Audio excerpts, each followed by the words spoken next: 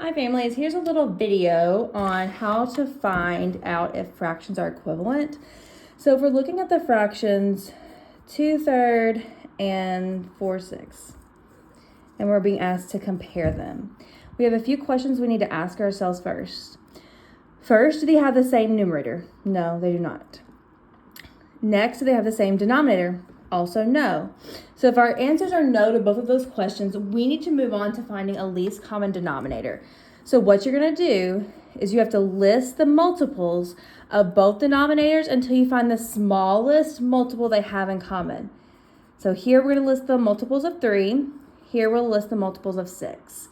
If I'm finding multiples, then I'm going to use skip counting. So if I'm skip counting by 3, I'll say 3, 6. Oh, I see that I can stop because when I'm skip counting by 6s, the first number I'm going to say is 6. So my least common multiple is going to be 6.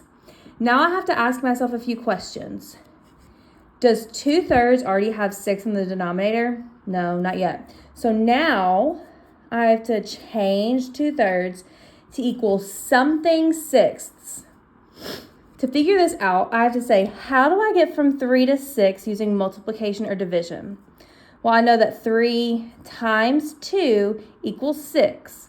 Whatever I do to the denominator, I also have to do to the numerator. So now I have to do 2 times 2, and that equals 4. Now I'm comparing 4/6, and then this other fraction, our original fraction, already has 6 in the denominator, so it doesn't have to change. So I'm comparing 4/6 and 4/6, and those fractions are equivalent. But I'll show you an example of some fractions that are not going to be equivalent, so you have another example to look at.